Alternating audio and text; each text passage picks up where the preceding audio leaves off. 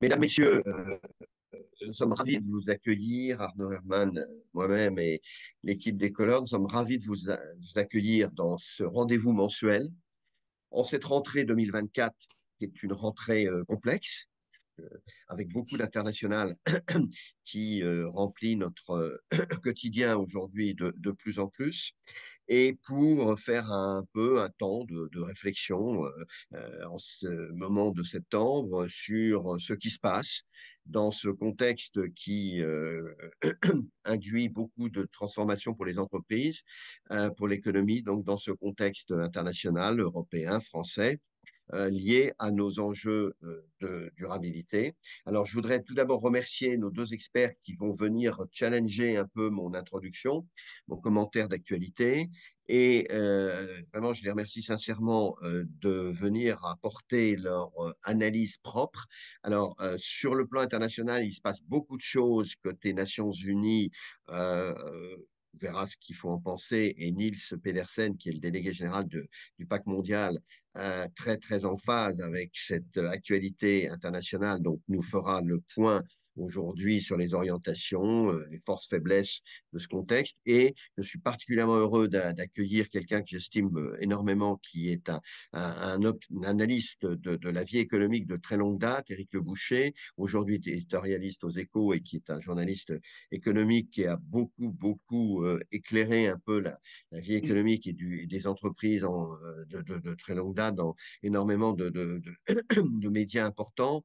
Eric est aussi un essayiste qui a une réflexion sur les enjeux de responsabilité dont il nous fera part et avec une très grande objectivité. Donc, je suis très, très heureux de pouvoir l'entendre et vous expliquer et vous dire comment lui voit un peu ce contexte et il réagira à mes propos. Alors, j'engage tout de suite l'analyse de l'actualité. Vous vous rappelez que la méthodologie qu'on utilise, c'est vraiment d'essayer de sélectionner l'essentiel de l'accessoire et d'aller chercher des informations qui seront importantes pour nous tous parce que ce sont des signaux ou des milestones, des pierres d'angle qui balisent un paysage qui aujourd'hui est extrêmement contradictoire entre des tendances, on va dire, d'un retour à une dérégulation, à un libéralisme du business au nom de la compétitivité, et puis par ailleurs, des besoins de régulation qui existent partout. Moi, l'axe que je vois, que je sens le plus fort en cette rentrée, si vous voulez, c'est l'attentisme général au regard de l'élection américaine. Parce que on a évidemment maintenant un rendez-vous bien bien installé qui sont les COP climat, les COP climat. Il y aura aussi la COP biodiversité juste après. Mais sur la COP climat qui a permis quand même, hein, ils ont permis de faire avancer quand même la prise en charge du réchauffement, celle de Bakou pour la fin de l'année, la 29, s'annonce quand même à travers un bras de fer. Alors, Chine, États-Unis, oui, mais beaucoup plus large que ça. J'y reviendrai à travers des informations qui circulent, beaucoup plus, je dirais, Occident, BRICS. Et là, on risque de voir une inflexion très forte, alors qu'on a plutôt fait bouger les choses sur un plan multilatéral. On est en train probablement là de voir une fracture. Euh, on a ensuite une autre tension très forte qui dépend du climat américain et donc de l'élection, qui est quand même le rapport de l'Union européenne à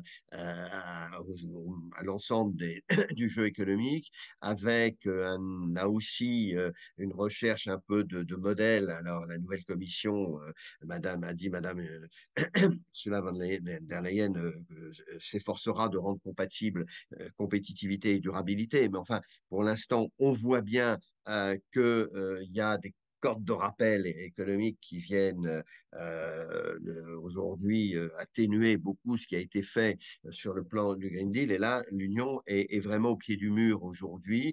Il y a une offensive de l'OMC, on ne s'y attendait pas, mais enfin, elle demande à l'Union européenne, c'est très très important, de revoir ses régulations sur la déforestation. Et les États-Unis aujourd'hui sont en train de détricoter l'accord mondial OCDE sur la fiscalité. Donc, on a là, évidemment, un climat géopolitique qui redistribue très, très fortement les choses, avec une tendance de la part du business un peu à s'engouffrer dans cette remise en cause pour repartir un peu comme au beau temps, je dirais, il y a 20 ans ou avant la crise de 2008, sur rentabilité, rendement d'abord. Bon. Et c'est ça qui est relativement préoccupant, c'est cette tension qui n'est pas arbitrée et qui est un peu difficile. Alors sur le point, sur l'attente des décisions américaines qui peuvent nous donner une COP qui sera un retour en arrière aujourd'hui, car la maison brûle, c'est très clair, hein, du Portugal à la Californie, en passant par l'Amazon, etc. Vous voyez tout ce qui se passe. Deux informations, je crois, significatives. Alors, moi, j'aime bien le travail que fait Pierre Charbonnier, qui est professeur à Sciences Po aujourd'hui, qui est un des experts, dans son livre sur la guerre et, et l'environnement, où il indique, il laisse entendre que, évidemment, le prisme géopolitique est en train de réécrire un peu la carte, mais le travail qu'a fait l'OTAN très, très, très récemment est éminemment intéressant car l'OTAN dit c'est la Russie qui tire les ficelles, elle nous fait rentrer aujourd'hui dans un négationnisme climatique et autres, et peut-être parce qu'elle est aussi un des premiers producteurs d'énergie fossile, elle est en train de pourrir un peu le multilatéralisme qui s'était mis en place. C'est quelque chose de significatif.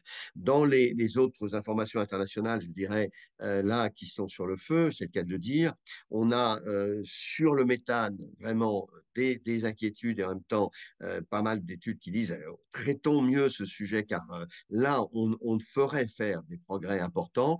Et je signale que Grenade, c'est le premier pays au monde, a été capable de dire FMI et aux autres, maintenant, je ne paie plus mes dettes, j'ai des cataclysmes climatiques, donc c'est un bon argument. Et ceci a été reconnu, et donc on voit bien là se profiler aujourd'hui toute une force de la part des émergents qui sont touchés par les sujets pour faire payer l'addition au monde développé. Alors, dans ce contexte international toujours, je ne peux pas ne pas le relever pour la France parce que c'est la fin totalement. Requiem pour les agences de notation que nous avions, Extrafi, que nous avions lancé, nous, en Europe, et l'accord entre nous et aujourd'hui, il solde tout ça. C'est le monde extra-financier qui a récupéré la notation. Nous avons Europe quelques outils, mais on est sorti du jeu à un moment où l'ISSB, vous le savez, présidé par Faber, est en train finalement de rallier à elle en matière extra-financière, donc à travers les CFRS, est en train de rallier à elle toutes les grandes places internationales. Alors, à noter que on avait une inquiétude sur la décollecte très forte aux États-Unis des fonds durables, qui pour autant ne baisse pas tellement en rentabilité, au contraire même, mais sur les obligations durables que beaucoup d'États et d'entreprises avaient émises. Et là, plutôt, ce marché plutôt se maintient. On tend cette année vers les 1000 milliards. C'est assez intéressant à noter. Alors, dans les autres informations, je dirais, internationales que je voulais porter à votre attention, je trie, hein, je fais un tri. Je dirais qu'il y a, bon, Bruxelles a plutôt réussi à revoir sa copie stratégique sur l'agriculture en prenant en compte je dirais, plus de protectionnisme et d'approche compétitive, que l'OIT est en train de prendre un nouveau cheval de bataille, c'est justement de protéger les salariés sur la question du réchauffement et toujours du travail forcé. Et on a une inquiétude venant notamment des Nations Unies, mais aussi en Europe et en France, sur le fait qu'on s'est trompé très largement dans les calculs et dans les approches sur l'impact des forêts, de la biomasse et autres, et on s'aperçoit que plus il y a de réchauffement, ben moins les forêts sont des puits de carbone, et que on ne sait pas en fait utiliser tellement cette énergie-là, et donc ça remet en cause vraiment beaucoup de scénarios. Bon. Euh, je note aussi quand même un petit signal, c'est Le Monde qui a fait cette enquête, mais elle est intéressante parce qu'on a toujours ce problème de l'expertise, que l'autorité européenne de sécurité alimentaire est sur le grill. Il y a vraiment trop de liens avec le business dans cette instance et ça donne un peu des arguments aux ONG qui s'en plaignent. Un livre est sorti sur cette question du reste cette question un peu des droits en général et autres, dont on reparlera et j'inviterai son autrice en octobre, qui est Justine Augier, qui fait sur l'affaire Lafarge un travail que je vous conseille vraiment de lire parce qu'il est romancé je ne sais pas, mais en tout cas très très très bien documenté, extrêmement intéressant, vu notamment de l'intérieur de l'entreprise. On se trouve assez passionnant cet échec en réalité qu'on doit comprendre. Alors, dans ce paysage international, les acteurs bougent sacrément. Je porte à votre attention, pour ceux qui veulent aller plus loin, en se reportant aux études, il y a un paquet d'études qui sont sorties venant de très grands acteurs, BCG, Price, et Accenture, qui tombent à peu près toutes sur le même axe. C'est des enquêtes auprès des entreprises. Un, celles qui font des choses dans le domaine décarbonation ou durabilité élargie sont pas très nombreuses en réalité. Qu'on a tendance à sous-estimer les efforts des Indiens, des etc., ils existent, qu'il y a un repli très clair de la part des CEO sur l'attention qu'ils apportent à ces sujets. Donc, clairement, on pensait être sur un palier, on en a parlé souvent ici, mais là, on est plutôt dans un creux.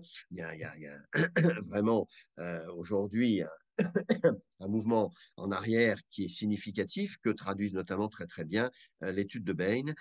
Donc tout ça nous donne un paysage qui est aujourd'hui de tiraillement, mais pas trop dans le bon sens. Bon, voilà.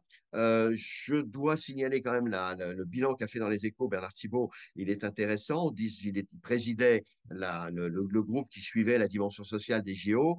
Une charte sociale a été signée et venant de l'ancien secrétaire général de la CGT, c'est intéressant de noter qu'il considère que on a fait, on pouvait peut-être faire mieux, mais on a fait bien sur le sujet social à cette occasion. Tant mieux, à noter. Alors, quelques signaux par ailleurs. Je pense que le chiffre qui est sorti cette semaine sur le coût du Dieselgate pour Volkswagen est éminemment intéressant parce qu'il montre que la mauvaise gestion des risques et autres est colossale pour les groupes, 32 milliards, qui dit mieux, c'est quand même quelque chose d'assez important. De même que le retour en arrière de Glencore qui voulait séparer ses activités fossiles des activités de trading, reviennent en arrière. Pourquoi? Bah, parce que les activités de charbon aujourd'hui gagnent beaucoup d'argent et que les actionnaires leur ont demandé. Et donc, donc, on est bien là dans un contexte un peu de retour en arrière. Alors, en France, si j'atterris un peu sur quelques informations dans le contexte, je vous signale de la part notamment d'abord des autorités diverses et variées. Alors, pour moi, le plus intéressant, c'est l'avis de Benoît Cœuré de l'autorité de la concurrence qui dit, mais pas de problème si les entreprises veulent faire des ententes, entre guillemets, hein, je mets beaucoup de guillemets, sur la question de l'amélioration des achats durables, on les soutiendra et on n'y verra pas des, justement des ententes condamnables. C'est quand même très intéressant. Euh, Au-delà de Ronex qui trouve que ça avance bien du côté de des entreprises cotées, l'ADEME nous surprend. Je veux dire que la nouvelle stratégie de l'ADEME qui s'accompagne de mesures, il y a qu'à, il faut faire des taxes, faut obliger les entreprises à faire ceci, cela, moi, ne me laisse pantois dans un contexte où justement on considère que le normatif excessif n'est pas la bonne méthode et qu'il n'y a pas assez justement d'éco-conditionnalité, de bonus-malus qui soit plus incitatif. Donc c'est assez étonnant de lire ça. Bon, on a une autorité environnementale qui dit vous n'y arriverez pas sur le plan du zéro artificialisation nette à concilier ça avec une industrialisation et un retour. Il va falloir faire des choix. On ne fait pas d'usine sans terrain. Bien sûr, c'est tout. Ce débat continue, il a lieu et il est sérieux.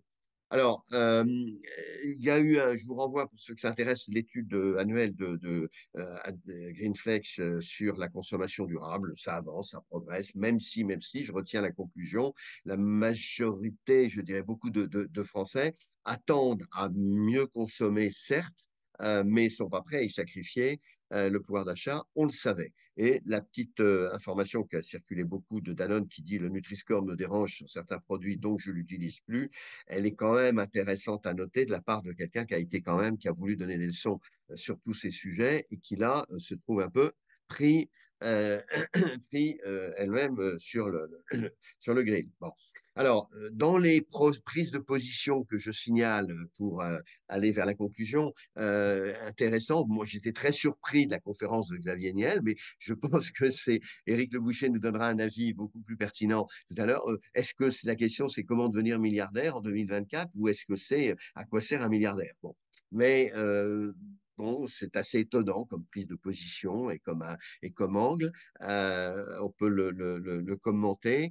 Je préfère rester sur la position de Jean Covici récente développée dans un podcast de Shift Project qui est remarquable, qui consiste à dire oui, la tech est indispensable faire des choses, mais enfin, la tech, elle vise pas l'environnement, la décarbonation et le durable.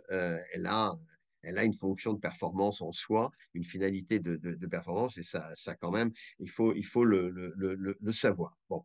Donc, on est dans un climat de prise de position très contradictoire ici et là. On est assez éloigné, on le voit bien à travers les ouvrages qui sont sortis, du mouvement qui a pu exister, et je termine un peu par là, il y a 20 ans, où il y avait un esprit pionnier, il y avait une volonté un petit peu de faire bouger les choses. C'était le temps de la construction, Niels, vous nous en parlerez du pacte mondial. Je me souviens aux Nations Unies de Bertrand Collomb de Lafarge lançant ce mouvement et on était dans un esprit de transformation, je dirais, beaucoup plus positif. Là, on est dans des mouvements extrêmement contradictoires.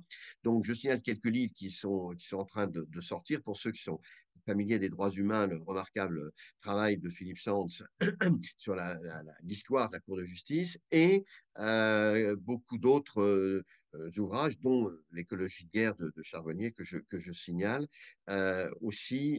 Il y a toujours une production importante, mais c'est une production intellectuelle qui est quand même, à tonalité évidemment, éminemment critique sur les rapports entreprise et société. Alors, euh, voilà un peu ce climat qui conforte les questions qu'on se posait jusqu'à maintenant. Et là, on voit bien que la tension pro-business, anti-mouvement, je dirais, de responsabilisation régulée ici et là, eh bien, elle est ardente, elle est forte et elle va amener à prendre des positions aux uns et aux autres et à s'interroger sur ce qu'on peut faire et peut-être même sur les méthodes.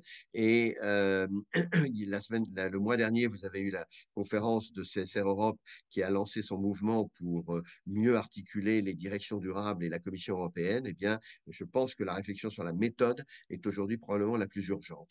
Alors, voilà pour ces informations et je voudrais maintenant, avant tout à l'heure que vers 45, que Éric Le Boucher puisse nous donner sa propre vision de ce contexte, demander à Niels Pedersen, délégué du Pacte mondial, de nous donner un peu la vision qu'il a de ce qui se passe à New York. Donc, il y a eu, et cette semaine et la semaine prochaine, il y aura des réunions internationales qui s'adressent aussi aux entreprises, qui interpellent aussi les entreprises sur les enjeux globaux. Euh, du reste, c'est intéressant. J'ai vu que les Nations Unies demandaient une traçabilité des métaux rares pour pouvoir agir sur ce secteur. Qu'en est-il, Niels, aujourd'hui un peu des impulsions du climat? Est-ce que les gens y croient? Est-ce que on n'est pas un petit peu, du fait de la situation géopolitique, dans dans une situation qui est hors contrôle et qui nous échappe? Comment vous sentez un peu la façon d'entretenir la flamme et d'entretenir les directions du pacte mondial aujourd'hui? Merci Patrick pour cette invitation. Bonjour, bonjour Eric. Alors effectivement, c'est difficile de passer après un état des lieux aussi factuel, hein, mais peu enthousiasmant quand même. Effectivement, un certain nombre de nouvelles ne le sont pas. Euh, Juste un bref recul, puisque vous avez abordé le lancement du pacte mondial en 99, et je pense que c'est intéressant. En 99, Kofi Annan à Davos lance le Global Compact ou le pacte mondial, ça dépend français-anglais, mais c'est la même chose, pour donner un visage humain à la mondialisation, pour embarquer les entreprises dans les grands enjeux internationaux.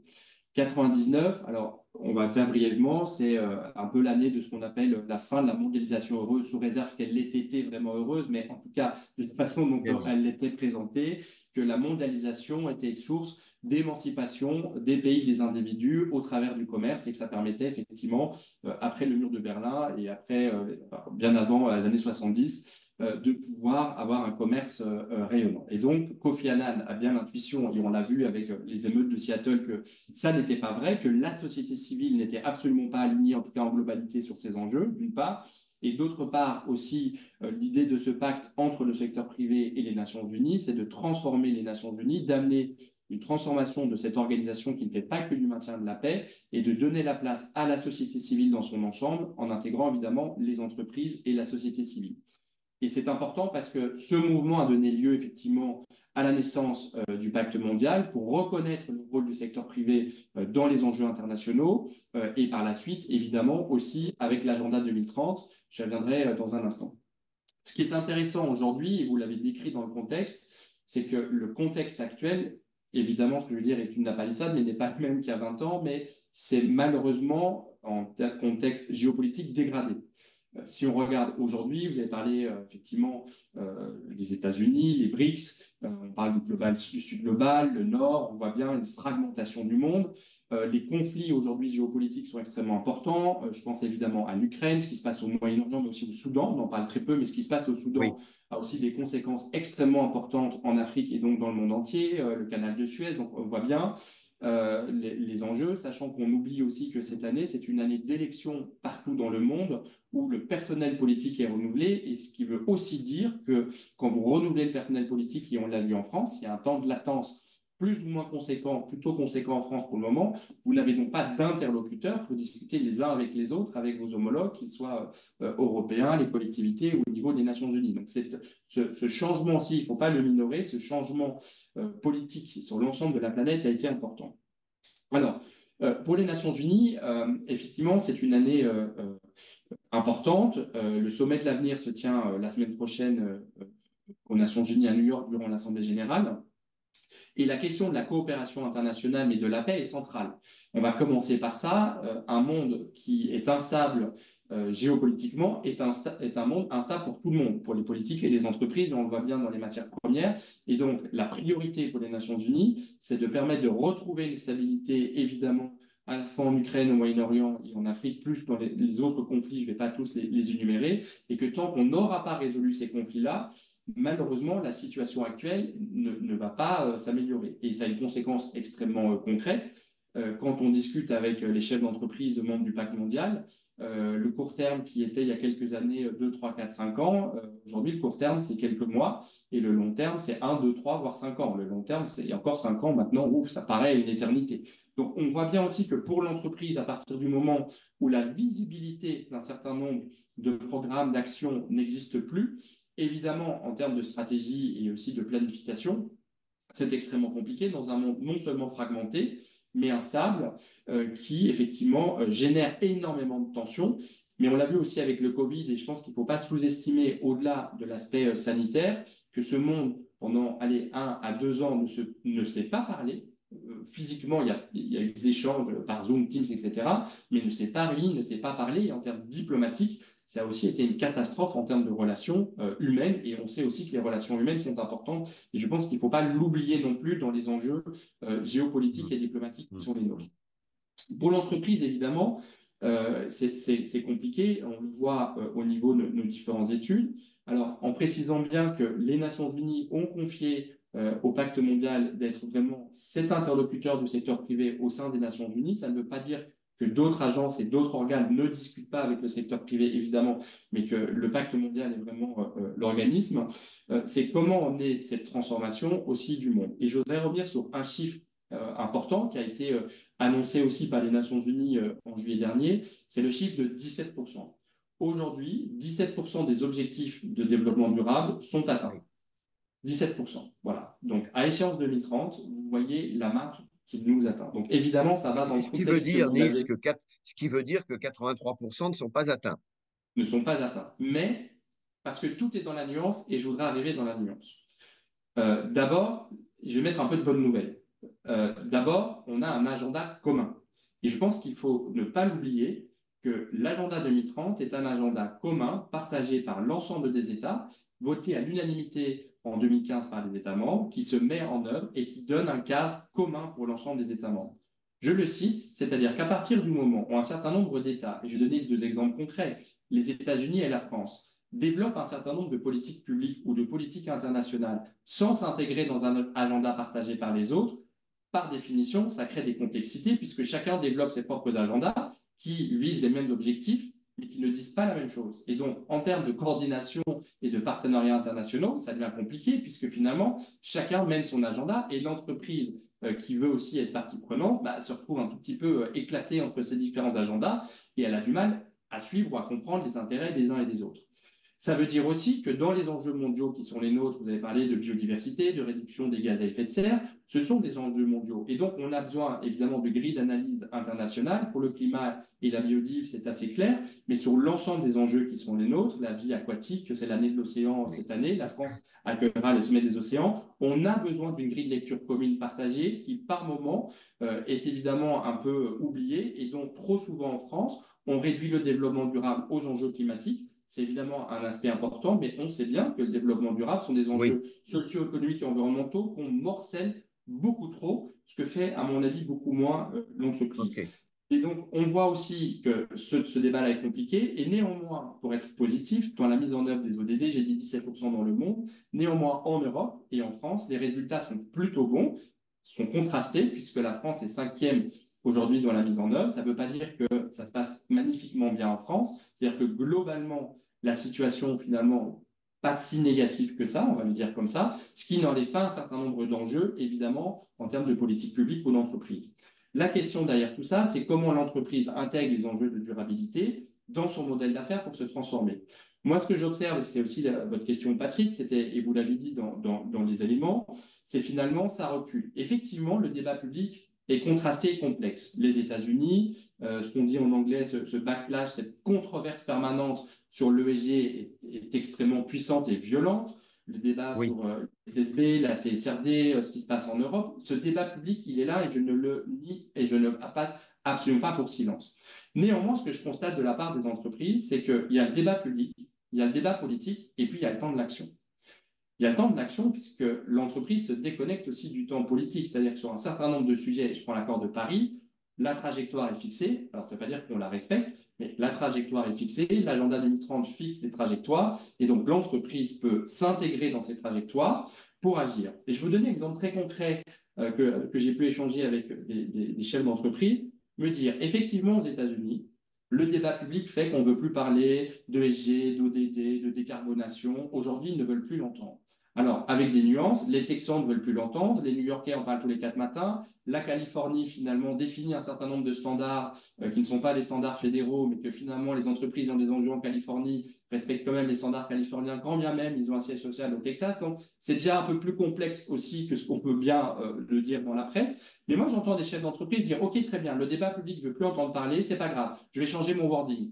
Vous voulez pas, vous voulez pas que je parle de décarbonation, c'est pas grave. Je vais trouver un autre mot derrière. Je vais parler de transformation, je vais parler d'innovation, je parle de ce que vous voulez. Mais moi, chef d'entreprise, je sais que j'ai pas le choix. Je sais que je ne peux pas ne pas transformer mon entreprise. Et donc, je transforme en profondeur mon entreprise parce que c'est une condition de la pérennité. Et donc, j'étais un peu surpris, effectivement, mais c'est l'intérêt de ces études, de voir que les CEO se désintéressent des sujets. Alors, j'ai une grille de lecture déformée puisque les entreprises qui sont chez nous, par définition, sont des entreprises Non, engagées. Mais oui. Mais Nils, je vous coupe sur ce point qui est intéressant. Le travail déclaratif, c'est fait. En revanche, il y a quand même une situation qui est problématique et que vous portez, vous en portez la responsabilité, donc je vous appelle à argumenter, c'est le fait que en réalité, la contestation n'est pas sur les principes, elle est sur les modalités, c'est laissez-nous faire à notre vitesse comme on veut, etc. Votre président Florent Menegaux, patron de Michelin, que j'admire particulièrement, dans le Figaro d'hier, disait sur la déforestation, je ne peux pas faire. C'est 200 millions le coût. Donc, il y a une problématique de méthode.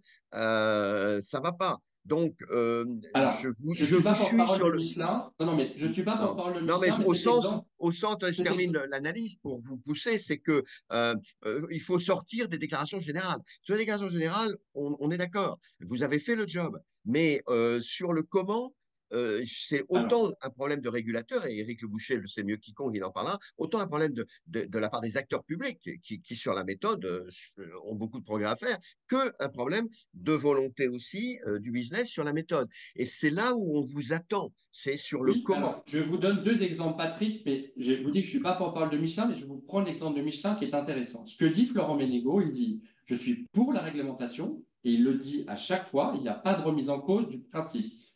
Vous avez retenu à juste titre 200 millions, parce que c'est un élément important. Il dit, il y a 1 million de producteurs aujourd'hui qui produisent du caoutchouc. Je n'ai pas la capacité technique de Oui, tracer c'est un ça, million de parcelles dans le monde. On ne c'est ça, sait pas faire. Je vous donne c'est le ça. même exemple sur la Côte d'Ivoire, et qui n'est du coup pas la question de D'accord? Michelin. Côte d'Ivoire sur le cacao, la traçabilité de la parcelle. Les acteurs économiques disent, on ne sait pas comment faire, parce Oui. que techniquement, rien ne ressemble plus à une fève de cacao qu'à une autre. Techniquement, comment voulez-vous qu'on fasse? Mm, On peut admettre que sur ces deux exemples précis, il n'y ait pas la méthode. En mm. revanche, qu'il y ait la volonté, et je peux vous dire, j'étais en Côte d'Ivoire, les acteurs économiques, publics ou privés, se mettent autour de la table avec l'UNICEF, organe des Nations Unies, et disent concrètement, on n'a pas la solution, mais on se donne des délais pour le faire.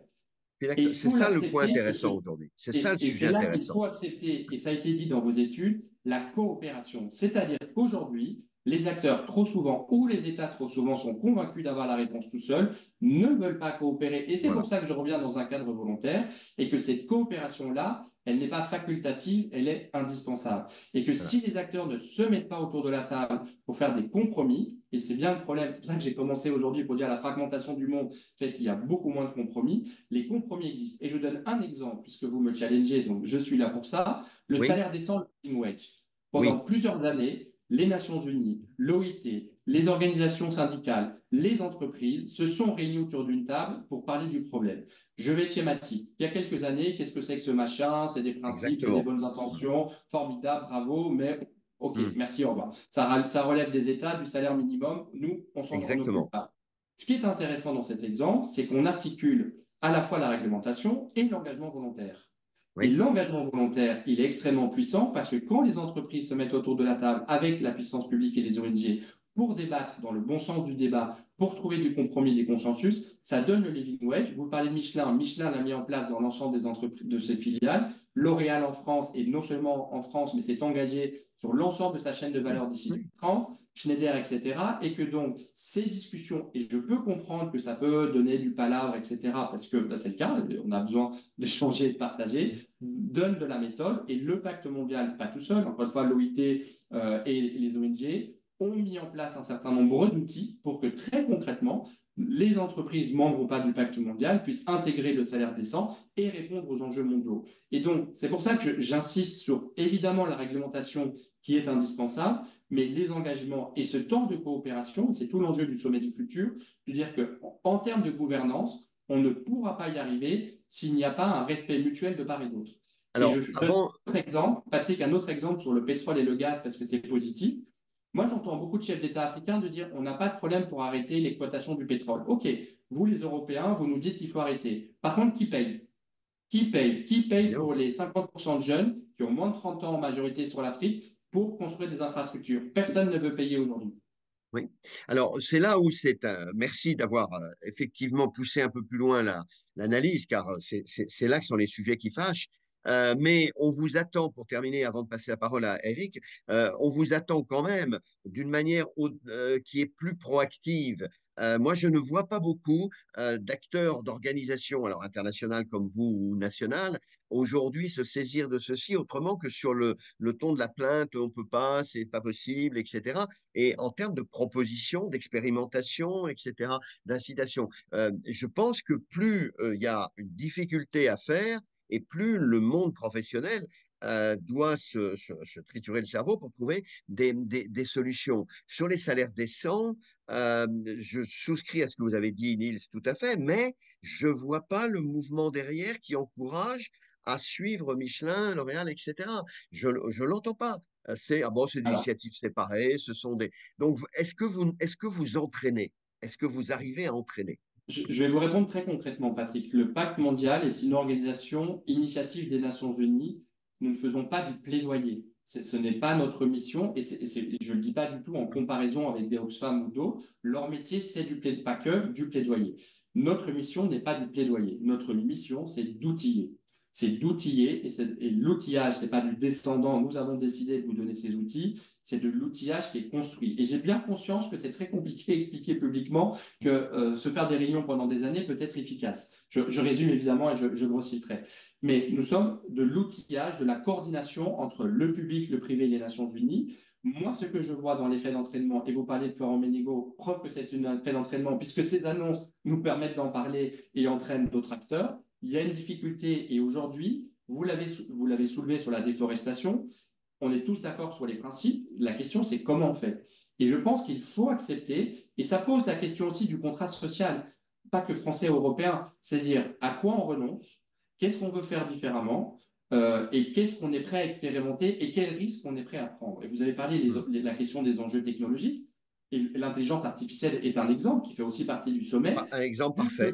qu'on Mm. est prêt à prendre des risques et à les réguler. Et les acteurs vous disent, les États, ben non, moi je fais ce que je veux, c'est-à-dire je vous embête, enfin, vous avez compris ce que je veux dire. Les autres Oui, disent, ah non, non, moi j'attends. Et donc aujourd'hui, et je reviens à mon point premier, qui est l'absence de régulation internationale ou de consensus, d'où l'importance des Nations Unies, dont j'entends régulièrement dans la une de certains journalistes que ça ne sert à rien. Alors je ne vous dis pas que c'est miraculeux, mais en tout cas c'est le dernier espace international de dialogue entre d'acteurs qui ne se parlent plus, en tout cas tous les jours, et qui associe la société civile et les entreprises. Et donc, il faut préserver ça avec effectivement, et j'ai entièrement d'accord avec vous, un temps de latence qui est aussi frustrant pour nous, pas que pour vous, qui est aussi frustrant pour nous parce qu'on veut accélérer, et que la difficulté dans votre question précédente, c'était comment on communique sur les engagements. Moi, j'ai beaucoup d'entreprises qui me disent, je ne veux plus communiquer parce que je n'ai pas envie de me faire prendre à défaut par la patrouille des ONG, de la presse, et c'est normal, c'est son rôle. Et donc, je préfère faire à mon rythme, parce que quand je prends des engagements, des échéances que je ne tiens pas pour des bonnes ou mauvaises raisons,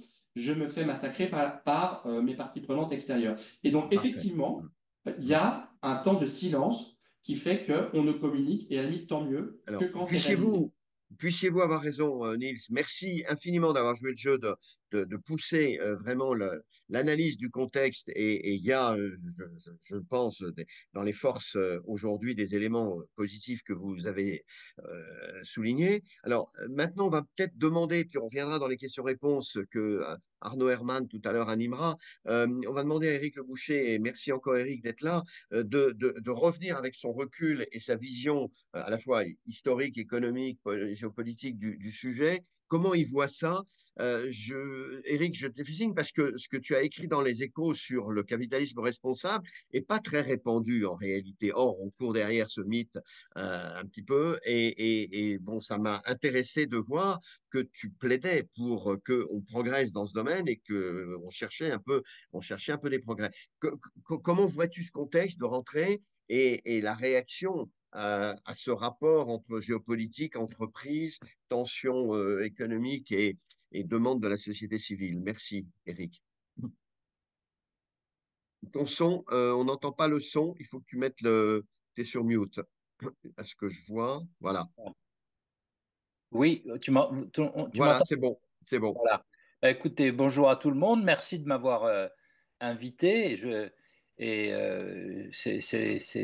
En effet, comme tu dis, j'avais cru au capitalisme responsable, au capitalisme inclusif, au capitalisme plus humain et moins financiarisé, etc. J'avais cru à ça beaucoup il y a 5 ans. Eh ben, je dois dire aujourd'hui, je me suis trompé. Le capitalisme dur a, à mon avis, gagné la bataille et il n'a pas rompu ses digues. Au contraire, il est en train, à mon avis, de montrer sa force. Et avec un combat qui est d'ailleurs assez politique, on le voit tout à fait aux États-Unis dans ce que tu as appelé Oui.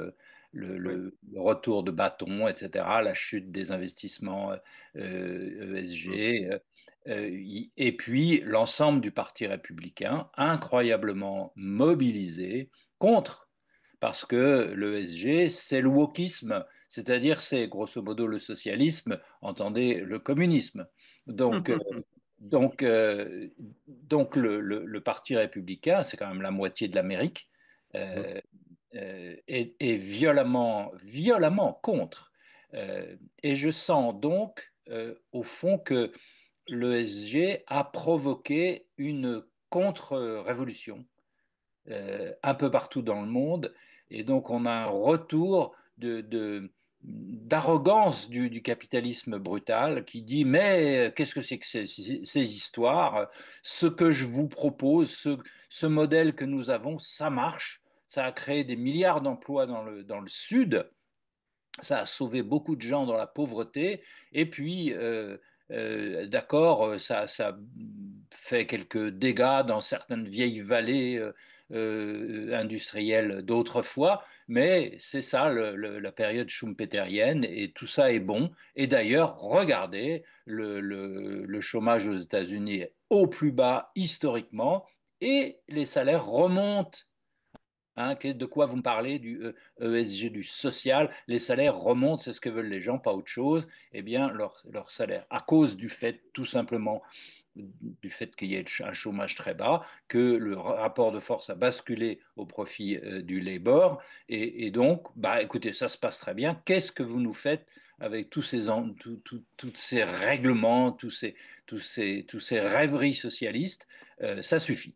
Et je crois qu'il y a ce mouvement contraire, réactionnaire, est vrai partout, hein, depuis l'Argentine, les États-Unis, et puis en France avec le climat, enfin avec la voiture électrique, on voit bien qu'il y a, et puis les gens, le RN, le Rassemblement national, est assis sur cette vague Oui, oui, et pousse cette vague en disant mais qu'est-ce que c'est que vous nous embêtez avec oui. des choses alors que les gens veulent du pouvoir d'achat et vous voulez leur prendre du pouvoir d'achat pour vos rêveries socialistes. Donc moi, je me suis trompé.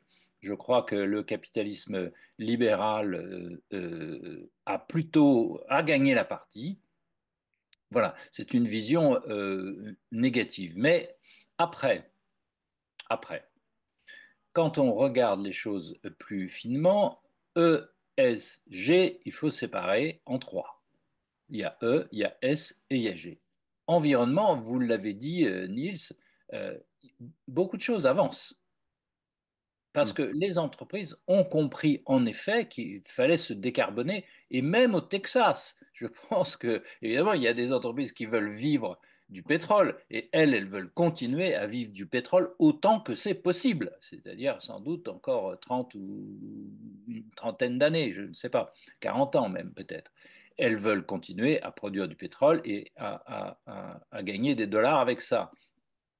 Mais même l'ensemble des autres commencent à investir, même le Texas investit dans les énergies Renouvelable, durables énormément, énormément. a découvert qu'il y avait du pétrole, mais aussi du soleil. Donc, c'est une grande richesse. Donc, ce que je veux dire, c'est que ESG, ça marche pas si mal. Et Mhm.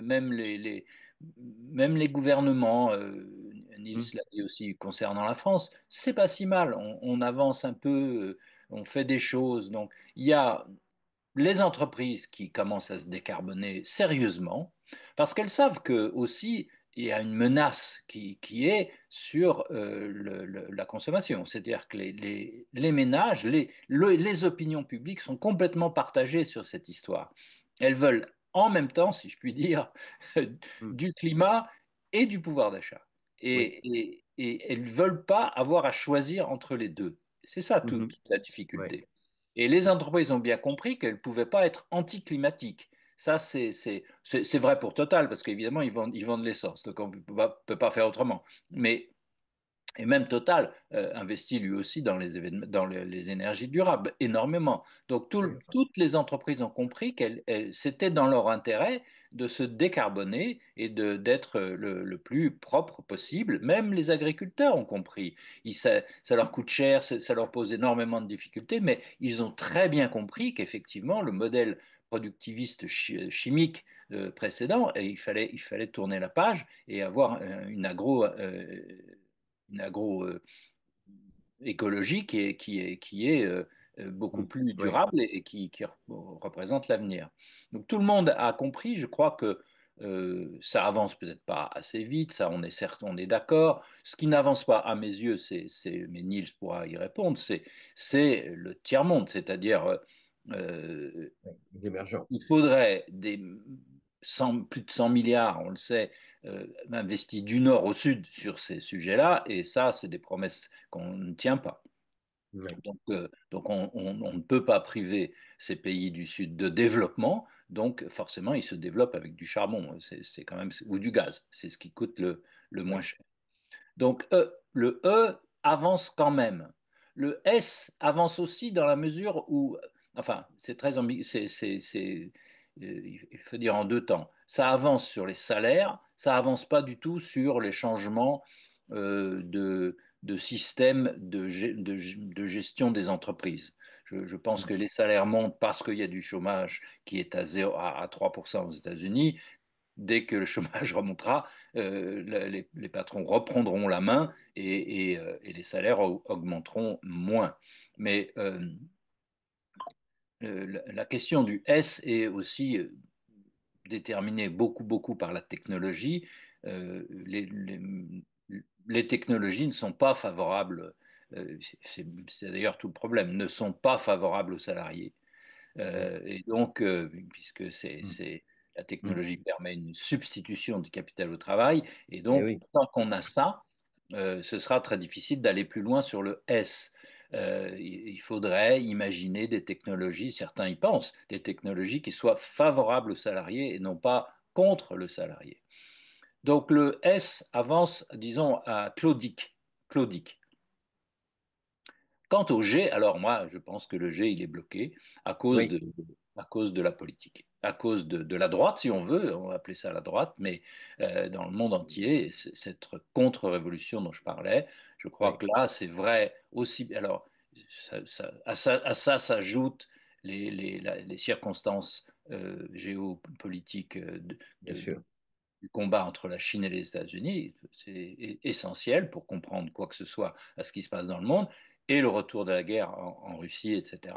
Donc là, il y a moi, c'est très bien de défendre l'ONU et les organisations internationales, etc. Mais il y a une vraie question, c'est le monde est en, en retour la fragmentation et non plus D'accord. en augmentation de la coordination.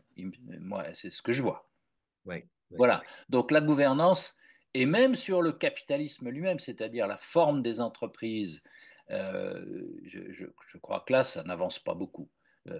Pour être gentil, ça reste extrêmement minoritaire, un peu plus développé en Europe parce que ça nous ressemble plus qu'aux États-Unis, mais le mouvement des entreprises à mission, etc., du capitalisme ouvert, Mm. enfin, plus social-démocrate que libéral, ça, je ne le vois pas arriver. Euh, Oui, Tout ça est très dommage parce que je pense que les inconvénients du capitalisme libéral, tout le monde les connaît, et la dureté, au fond, la dureté de la vie pour beaucoup de gens, c'est ça le sujet. Euh, et donc l'insatisfaction des gens. Et donc oui. il y a vraiment une question qui est lourde, mais je ne la vois pas résolue par... je me suis trompé, pour revenir et boucler ce que je me suis trompé il y a 5 ans. Pour faire appel à ton expertise européenne, Eric, l'Europe est gênée aux entournures dans ce débat, puisqu'elle souhaiterait en faire un élément de son modèle attractif, et en même temps, elle n'arrive pas à justifier, à argumenter sur le terrain de la compétitivité. Et aujourd'hui, à travers la CSRD, on a un procès sur le coût, la complexité, etc., qui, évidemment, fait reculer un peu les choses. Est-ce que l'Europe va être capable, comment tu sens les forces, notamment allemandes, parce que c'est là que ça se joue en grande partie, capable de dire non, il faut tenir bon sur ce modèle parce qu'il a un intérêt à long terme pour nos sociétés et notre contexte mondial, ou tu penses que, on l'a vu dans la composition de la dernière de la commission, ça va être difficile de faire avancer notre Europe en dehors du contexte américain. Comment tu sens ce temps particulier dans lequel on est?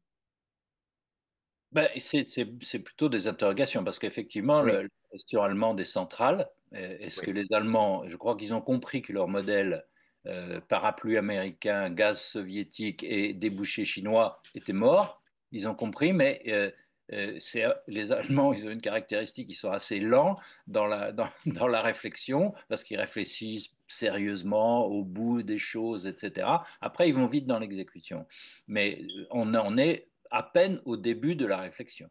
Et donc, je ne vois pas venir pour l'instant un changement de modèle allemand. Je vois venir une crise politique grave qui va durer.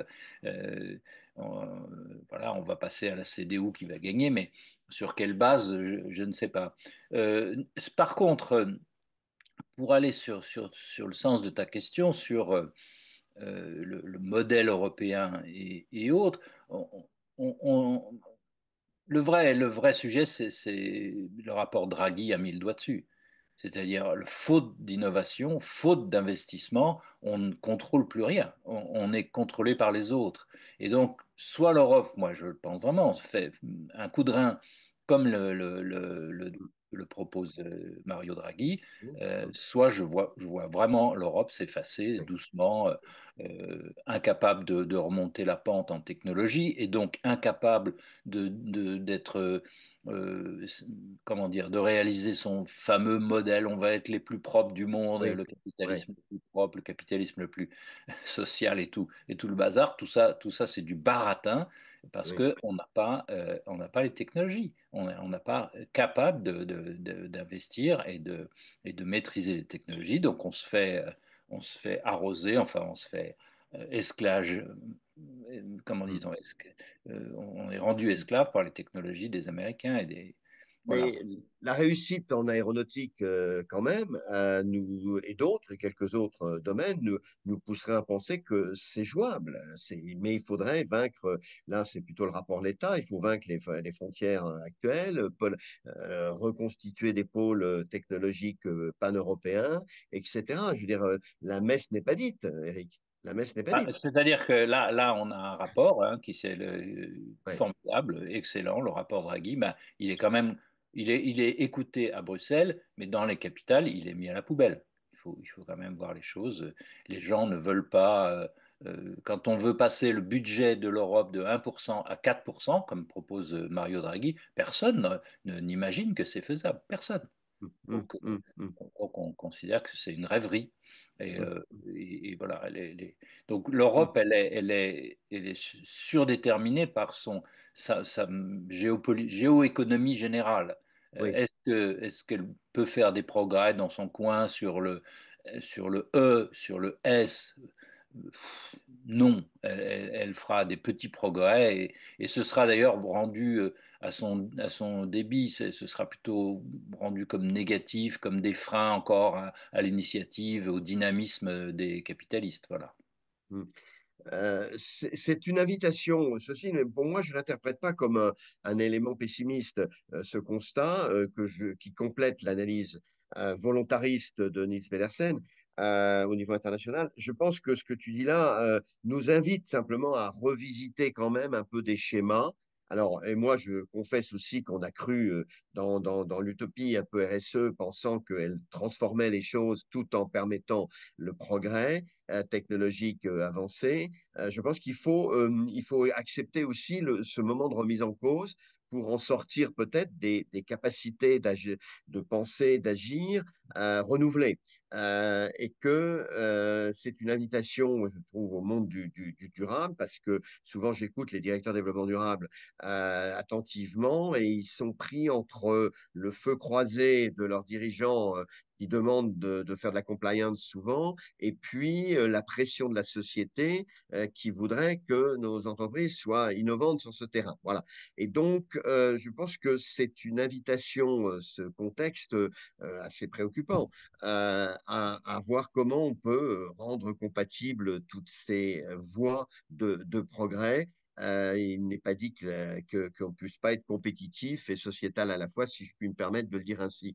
Donc voilà, enfin, je soumets ceci. Je ne sais pas si l'un et l'autre, vous voulez euh, partager ça ou pas, avant que peut-être Arnaud, Herman, Patrick, tu puisses passer la parole, oui, aux uns et moi, aux je veux autres. bien réagir juste à vous deux parce que, en fait, moi, je suis d'accord avec vos constats. Nous sommes dans une révolution conservatrice et qui s'explique, hein, montée des individualismes, des égoïsmes, le moi-je, et en même temps, ça a été dit par Voilà. Eric, hein, je veux Oui. décarboner et je veux des achats responsables. Bon, à un moment, c'est pas possible. Et en même temps, tu l'as dit, les schémas sont en train de se transformer. La difficulté d'aujourd'hui, de notre conversation, c'est qu'en fait, on est tous d'accord plus ou moins sur les constats. Il y a des nuances. La question, c'est apporter les réponses. Et la difficulté, et Eric l'a dit, c'est que la réponse, elle est co-construite avec le politique ou les politiques, peu importe, mais aussi les citoyens dont on ne parle pas beaucoup aujourd'hui ou la société civile organisée. Et la Oui, difficulté de la fragmentation, c'est qu'elle se joue aussi dans le politique, et on le voit simplement en France aujourd'hui, dans la difficulté de monter un gouvernement, ou de la société civile, qui n'est pas du tout d'accord, même entre Européens. Et une fois qu'on a dit ça, la question, c'est comment on innove, on expérimente, on investit du temps, de l'argent, peu importe, dans des nouvelles façons de faire, dont par définition, on ne sait pas ce qu'elles vont produire.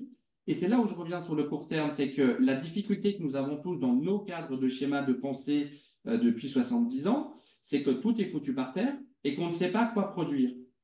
Et c'est très déstabilisant pour nos cerveaux humains tout d'un coup, c'est on tue en fait dans tous les sens du terme. Et donc comme on est nu, eh ben, on est démuni. Voilà. Et donc il oui. faut trouver des nouveaux outils. Ça, je reviens sur les outils, c'est complexe. Euh, Tous ensemble, ce qui est très complexe aussi, ce qui n'est pas une habitude franco-française hein, d'associer la société civile, on l'a vu les dernières années en France. Et donc il va falloir trouver des nouveaux modèles. Partage cet avis, Eric? Oui, tout à fait. C'est vrai qu'il faut absolument que cette réunion de- voilà, devrait être le point d'appui sur lequel on construit. Voilà, quelles sont les nouvelles solutions? Ah, hier, on croyait que ça allait Hum, venir tout seul, au fait, hein. Tout le monde allait s'y mettre, tout le monde est gentil, tout le monde il est beau. Ouais, pas du tout. C'est pas ça comme ouais, ça. Donc, comment on va faire c'est ça. pour de nouvelles solutions pour aboutir à effectivement ce que tout le monde, on est d'accord là-dessus. Moi, Ouais, je crois qu'un des premiers points, c'est la science. oui, Je crois que là, il faut revenir à la science et à la technologie, et aux scientifiques d'abord. C'est-à-dire, il faut réimpliquer les scientifiques dans la philosophie, si je puis dire, mhm, et dans la politique. C'est-à-dire, comme ils l'ont été souvent hein, dans les histoires sur la bombe atomique, etc. euh, Aujourd'hui, les technologies ne sont, sont plutôt favorables à la désorganisation humaine. Je hum, parle évidemment d'Internet pour les effets oui, négatifs des enfants, c'est quand même terrible, terrible. oui. Donc, c'est un premier exemple. Il y en a plein d'autres sur ce que je disais tout à l'heure sur la substitution du capital et du travail, c'est-à-dire sur les robots. Les robots remplacent les hommes. Et non, il faudrait que les robots soient au service des salariés. Voilà, je crois que le premier point, c'est la science. Il y en a sûrement On en a d'autres, d'autres, ouais, ouais. mais moi, je crois beaucoup à ça. Merci beaucoup. Alors, Arnaud, je te passe la main Oui. pour traduire les questions de nos participants à nos experts et aller vers un dialogue. À toi. Oui, bonjour à toutes et tous, bonjour Nils et Eric. Je vais réagir sur les toutes dernières réactions qui, je pense, traduisent un peu le sentiment des participants. C'est que on vous trouve assez pessimiste. Alors, c'est vrai que le contexte actuel n'est pas très réjouissant, que ce soit en France ou ailleurs dans le monde. Mais vous présentez une situation quand même assez obscure des évolutions passées ou à venir en matière de RSE. Est-ce que malgré tout, vous voyez des zones d'espoir ou des éléments d'optimisme qui doivent nous porter dans les prochains mois ou les prochaines années? Qui veut répondre en premier? Ah, Eric? oui, Eric, allez-y. Euh, non, j'ai essayé. Oui. Je crois qu'il fait le pessimisme, c'est le fait que je me suis, et Patrick aussi l'admet, on s'est trompé il y a 5 ans, on pensait que voilà que la vague viendrait, elle allait grossir et elle allait emporter le capitalisme vers le paradis humain. Oui, non, ça s'est pas passé comme ça. Donc, par contre, encore une fois, il faut couper E, S et G. E, Hmm, ça avance dans les pays, ça avance dans les entreprises, dans tous les pays, plus au nord qu'au sud, mais ça viendra. S, ça claudique, comme j'ai dit, c'est-à-dire que les salaires sont mieux, les organisations hmm, hmm, hmm. des entreprises sont pas mieux, mais c'est aussi la faute des syndicats. Par exemple, il n'y a toujours pas de syndicats européens. Il n'y Oui, a pas de oui, syndicats mondiaux. Enfin, il y a un oui. grand défaut, un grand retard de la politique au sens large sur le capitalisme mondialisé, lui. Bon, et Par contre, G, alors oui, là, G, je suis plus pessimiste sur la gouvernance. Je ne trouve pas qu'elle change. Voilà. On a sur G, pour alimenter le débat, mais Niels, vous allez répondre, euh, il y a une réflexion, je ne sais pas si c'est de nature à rassurer, mais qui est conduite au sein de l'IFA, de l'Institut français des administrateurs. Son président, Denis Terrien, est assez pushing là-dessus. C'est on accepte de parler, alors notamment du cœur du G, c'est-à-dire partage de la valeur, Eric. C'est le partage de la valeur qui est le sujet. C'est comment jaloux la création de valeur versus les différentes ressources et la société. Et donc là, il y a, je trouve, une transformation qui est en cours dans la prise de conscience, mais ça reste chacun dans son domaine. C'est-à-dire qu'il n'y a pas de réflexion internationale là-dessus. Il n'y a pas de vision, le monde économique, et c'est pour ça, Niels, que vous jouez un rôle, le monde économique n'est pas regroupé. Il y a un mini B20, Business 20, qui existe au côté du G20, mais enfin, il ne fait pas de proposition. Enfin, on n'a pas d'organisation, il n'y a pas de syndicats mondiaux hein, et européens, mais il n'y a pas de syndicats d'employeurs en réalité qui portent ces questions-là. Et c'est là où le G, on peut avoir des situations de gouvernance intéressantes, mais elles ne sont pas portées globalement. Niels, qu'en pensez-vous? Parce Alors, que vous ne travaillez pas ouais, beaucoup sur le G, Niels. moi, je suis beaucoup plus lancé que vous deux, en fait, parce qu'en réalité, sur le salaire décent, les syndicats européens ont pris part aux discussions au niveau européen sur le salaire décent. Ils ont été impliqués. Il y a bien des organisations d'employeurs qui sont membres du pacte mondial de l'OIE et bien une représentation des employeurs mondiaux et participent au débat de l'UNG et des Nations Unies. Donc, en Contact. réalité, et je l'ai dit pour être aussi positif, il y a beaucoup de défis encore à relever en France, on le sait, normalement on est quand même cinquième. C'est pas pour se gargariser, mais enfin ça veut quand même dire, et ça a été dit dans le chat, il y a des choses positives qui ont été faites. La difficulté pour répondre à la personne, c'est que c'est pas que les choses n'ont pas été faites, c'est que le gap aujourd'hui à mettre en œuvre est énorme. Et pourquoi nous sommes, je pense, les trois négatifs, c'est que les conséquences des changements que nous vivons se touchent à l'échelle d'une génération et non pas d'une décennie, pas d'une décennie d'un siècle, pardon. Et donc, pardon de lapsus. Et donc, c'est pour ça que je pense que nous sommes autant dans l'alerte, parce que les changements sont brutaux. Néanmoins, moi, je pense que le sujet n'est même plus ESG. Le sujet, en fait, le ESG, c'est de la technique. La question, c'est, et vous, tu l'as dit, Patrick, en fait, c'est de la durabilité, c'est la création de valeur et c'est le contrat social, en réalité. La Oui, question qui nous obsède aujourd'hui, finalement, moi, je mets le ESG de côté, puisque d'ailleurs, ça a été dit par Eric, finalement, même les Texans font du solaire. Bon, finalement, ils gueulent beaucoup, mais ils le font quand même. Donc, bon, ok, très bien. Et la difficulté qu'on a dans notre environnement aujourd'hui, c'est qu'on confond, je pense, l'écume du bruit de fond. C'est qu'aujourd'hui, tout ce débat-là, woke, anti-woke, c'est ce que je mets dans l'écume. Ça ne veut pas dire que ça n'existe pas, que c'est pas grave, mais c'est de l'écume, parce que l'écume peut faire des dégâts, mais que la lame de fond portée pas que par la société civile sur l'ensemble de nos sujets, et ça a été dit par Eric, c'est en fait conservateur contre réformiste. Et c'est ça le sujet aujourd'hui. Et la question de la création de valeur, elle est là. C'est finalement comment on partage la valeur. C'est pas est-ce qu'on doit la partager, on est en train de la partager. La question, c'est jusqu'où on va, à qui on donne et pourquoi, sur quelle base. Et donc, aujourd'hui, il existe énormément de choses qui sont complexes par la fragmentation qu'on a dit, et c'est la difficulté, pas que de la France. Il y a des dizaines de milliers d'acteurs qui tous les jours réinventent l'eau chaude pour des bonnes raisons, mais qui réinventent l'eau chaude dans leur coin pour nous expliquer qu'ils ont raison par rapport aux autres. D'où ma introduction sur un cadre commun. On peut penser ce qu'on veut de l'agenda 2030, mais ça offre quand même une clé de lecture commune sur l'ensemble des acteurs de la planète, notamment en France. Et donc, effectivement, moi, je suis plutôt dans une optique d'être positif d'abord, parce que je trouve que c'est fatigant d'être négatif, c'est pour plus être honnête, motivant, oui. pour le coup. On va tous mourir, on le sait, donc c'est pas la peine de nous rappeler qu'on va mourir pour les gaz à effet de serre parce que moi qui suis historien de formation, regardez sur les 2000 dernières années, honnêtement, ça n'a jamais été quand même, à part la parenthèse heureuse de 1945 jusqu'à 2000, mais enfin franchement, on n'est quand même pas dans un univers extrêmement positif régulièrement. Donc il y a un moment, pour moi la question, c'est la question du narratif. Et ça a été dit aussi par Eric, science, philosophie, comment aujourd'hui on veut, politique, c'est même pas la question du politique, comment en tant que citoyen on veut porter nos sujets de transformation. Et c'est ça qui marche. C'est aujourd'hui cette pression-là, c'est ce qu'on est en train de faire différemment les uns les autres, de dire on doit changer, on doit se transformer. La question, encore une fois, c'est pourquoi. Et on n'a pas répondu à ce pourquoi. Merci. Arnaud, tu Merci. Bah, alors, poursuis. ça répond partiellement à la question que je voulais poser, qui était soulevée par nos participants sur le, alors, appelez-la gouvernance ou coopération, c'est le terme que vous avez employé, Niels, mais sur la place des citoyens, et j'étendrai à la société civile, donc Niels, vous venez de donner un élément de réponse, mais est-ce qu'il faut donner plus de place à la représentation citoyenne dans les échanges qui interviennent entre les entreprises et les gouvernements, qui sont aujourd'hui les plus moteurs ou les plus en première ligne?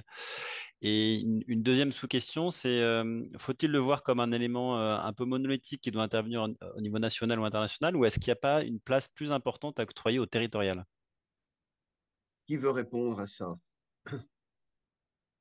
Moi, je réponds vite, les deux, mon capitaine. Effectivement, il faut, et c'est l'enjeu des Nations Unies, c'est plus de place aux jeunes, à la société civile, parce qu'effectivement, bah, c'est un lieu commun, mais c'est l'avenir. Donc, on a besoin de les écouter, de les associer. Et sans les territoires, il va falloir aussi accepter que toutes les solutions ne sont pas uniformes. C'est pas vrai. Et que Mm, effectivement chaque territoire fera différemment dans un cadre commun. Et oui, il faut expérimenter, il faut accepter, mais qui renforcera la fragmentation. Donc, j'ai mm. beau vous dire ça, j'ajoute de la complexité dans ma réponse parce qu'effectivement, je ne crois pas à des réponses uniformes. Moi, comme Eric, je crois énormément à la puissance de l'Union européenne, mais il faut accepter que le bassin méditerranéen n'est pas la mer Baltique. C'est une évidence. Mm. Donc, les enjeux ne sont pas les mêmes. Eric veut compléter? Tu veux? Non, non, Non?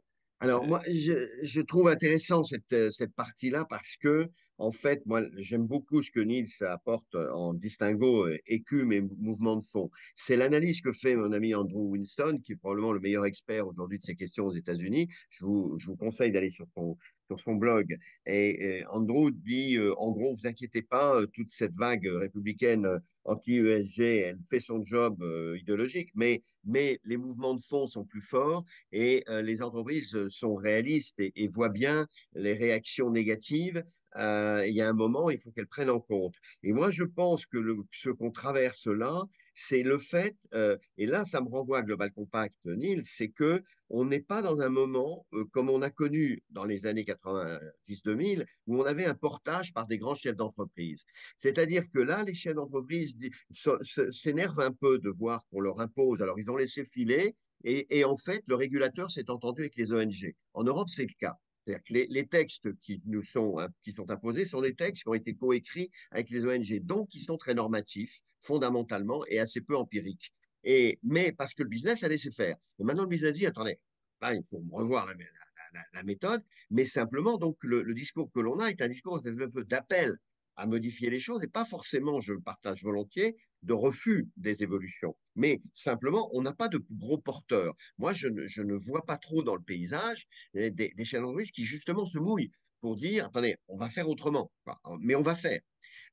Et ça, c'est ça qui me préoccupe le plus, c'est qu'il y a eu toute une génération d'acteurs, j'en ai cité quelques-uns, j'en ai eu la chance d'être soutenu par beaucoup, et qui ont voulu justement faire ce travail. Et là, on est un peu dans un creux réactif. Voilà. Je ne suis pas forcé d'être d'accord avec ce que je dis, hein, mais je le sens un peu comme ça. Il y a une question générationnelle là un peu, et c'est pour ça que je citais tout à l'heure là, le spectacle, je ne sais pas ce qu'on pense avec le boucher, de Xavier Niel, auquel je suis admiratif de son travail d'industriel, mais revenir un peu à Bernard Tapie, comment être millionnaire, alors que le questionnement social est quand même très, très au-delà, je trouve ça un peu court. Bon, un peu court. Bon, un peu court, jeune homme. Patrick, moi j'apporterai deux nuances. La société civile, elle est puissante, mais elle est malmenée partout dans le monde. Et ça, je pense qu'il faut. On parlait du mouvement réactionnaire. Ce mouvement réactionnaire a pour conséquence de malmener, voire de museler la société civile. Et du coup, moi, je suis, alors pour le coup, extrêmement pessimiste sur l'avenir de la société civile qui est extrêmement mal en point, notamment en France et en Europe. Je vous renvoie d'ailleurs à ce qu'a écrit, je trouve que je suis membre du mouvement associatif, on l'a extrêmement documenté. Donc, moi, je suis quand même beaucoup plus nuancé. Effectivement, les ONG ont acquis une force de discussion, et c'est tant mieux, extrêmement importante dans le débat public, mais ce n'est pas suffisant. L'autre élément sur le politique, c'est que les politiques, je pense, et c'est un analyse très personnelle, sont assez en défiance des politiques. Pour une raison simple, c'est qu'aujourd'hui, la politique est dans une communication très court-termiste. Elle n'est pas dans des projections, on le voit bien sur nos enjeux qui sont des projections de long terme. Et du coup, la gesticulation du ou des politiques fait que l'entreprise se dit, mais bon, pourquoi faire? Je veux dire, pourquoi faire? Et c'est juste factuel. Le gouvernemental, c'est 8 mois. Vous avez à peine le temps de faire connaissance qu'il est parti. Ce n'est pas une question d'un Premier ministre en particulier. 8 mois de gouvernement, qu'est-ce que vous voulez faire en 8 mois? Rien, il ne se passe rien. Donc, le politique qui se projette sur 1, 2, 3 ans, ce temps-là n'est pas le sien. Donc, effectivement, il y a une décorrélation. qui explique les problèmes de mise en œuvre ensuite, hein, parce que s'ils ne sont pas à la table des discussions, dont les Français quand même sont assez forts pour ne pas s'asseoir aux tables des discussions européennes ou internationales, considérant que tout seul, on sait mieux faire que les autres. Donc il y a aussi un prisme très franco-français, là où je peux vous dire que d'autres acteurs sont beaucoup plus présents aux tables Oui, des discussions, y compris à New York. oui, oui. Merci. Une dernière question on va clôturer comme on s'y est engagé toujours à Oui. 12h15 à peu près. Arnaud, je te laisse poser Alors la oui, dernière question. j'ai parcouru les derniers commentaires. Il y a pas mal de réactions sur votre prise de parole, Eric, sur l'enjeu de technologie et quelle est la frontière avec le technosolutionnisme. Donc, est-ce que vous pouvez préciser l'un et l'autre votre pensée sur la place de la technologie dans les enjeux auxquels on est confronté? Ben, rarement la technologie n'aura évolué aussi vite, avec autant de découvertes, aussi bien l'IA qui arrive que la génétique, on l'a vu avec le Covid, etc. Tout ça va à une vitesse extraordinaire. euh, et donc, euh, tout ça nous amène où? On peut aussi se poser la question. C'est ça que je veux dire. L'IA, il y a beaucoup désormais d'ingénieurs et de savants qui s'interrogent sur un IA qui déshumanise pas l'homme. Ça devient effectivement nécessaire de se poser cette question, qui ne Mm. rende pas robots par rapport à quelques grands chefs à plumes Mm. qui décideraient pour nous. Donc Ouais. c'est ça que je veux dire, c'est qu'il y a une réflexion à faire sur la technologie. Faudrait reprendre en main sur les technologies. Et ce qui est compliqué, c'est ça le vrai sujet des GAFA. C'est pas Ouais. simplement Ouais. qu'ils prennent tout le profit. Ça, c'est un autre sujet qui est assez grave, notamment pour les journalistes, mais pour Oui. les journaux. Mais il y a une vraie question. Est-ce que c'est à une poignée d'hommes comme ça de définir les technologies pour le 21e siècle? C'est ça que je veux dire. Oui. C'est pas le techno-solutionnisme en disant je crois que on va Oui. envoyer des miroirs dans l'atmosphère dans le ciel pour Mm. envoyer les rayons du soleil, etc. Non, non, Ouais. De ce ça, point ça de vue-là, n'existe dans ce que dit Eric, la confrontation entre Elon Musk et Thierry Breton, et je la trouve être extrêmement symbolique de tout ça. pas. Moi, je pense qu'il Ouais, faut rendre hommage à Thierry Breton de ce qu'il a su faire. Certes, on n'a pas créé une entreprise tech, mais on a créé un cadre de régulation qui est important, qui est utile, qui gêne, qui dérange, qui pose problème aux acteurs trop sauvages. C'est pas mal non plus, mais évidemment, peut-être que la conclusion, c'est qu'on ne peut plus séparer science, technologie, responsabilité, durabilité, et que c'est pas l'un et l'autre, l'un sans l'autre, c'est l'un dans l'autre, quoi. Et ça, c'est un effort qu'on doit faire en termes de réflexion, de travail. Et pour nous, Arnaud, qui sommes acteurs dans pas simplement la transmission des savoirs en la matière, mais la conception même des méthodologies et des travails, je pense que c'est un coup de pied qu'on doit se donner ouais. fortement pour passer à l'étape nouvelle. Et je pense que Pacte mondial qui a été utile, Niels, est un vrai outil qui doit aussi nous aider à cette étape nouvelle. Et je pense que la presse, et Eric, et merci de le faire, doit aussi continuer, non pas à satisfaire l'un ou l'autre, mais à vraiment bousculer un peu des comportements qui sont aujourd'hui essentiels pour l'avenir, essentiels pour nous tous. Donc, Merci. Oui, vas-y, je t'en prie. il faudrait passer, pardon Patrick, je te coupe, mais il faudrait passer Je de t'en prie. ESG à ESGT. Voilà, voilà, technologie. Et mettre Oui. absolument. Mais je pense on voit que il n'y a pas de raison d'être pessimiste. Il y a toutes les raisons d'être proactif aujourd'hui. Merci infiniment à vous deux d'avoir nourri cette discussion. Je la pense très riche et positive, de nous avoir aidé à analyser la rentrée. Au vu de tout ce qui se passe et de prendre un petit peu de recul et de temps de réflexion pour mieux agir. Et on vous donne rendez-vous, donc, comme d'habitude, alors ce sera le mois prochain, le 18 octobre, où on fera à nouveau ce travail de fond en espérant qu'il vous rend service, qu'il vous est utile et qui force un petit peu, qui nous tire vers le haut. En tout cas, c'est notre démarche, c'est notre souci. Merci Arnaud, merci Eric et Niels d'avoir joué le jeu et à vous tous, mesdames, messieurs, d'avoir participé jusqu'au bout à notre rendez-vous. À bientôt et merci beaucoup. Bonne fin de Merci semaine. Patrick, merci Eric, Merci. et merci aux Merci auditeurs. beaucoup à à tous. toutes.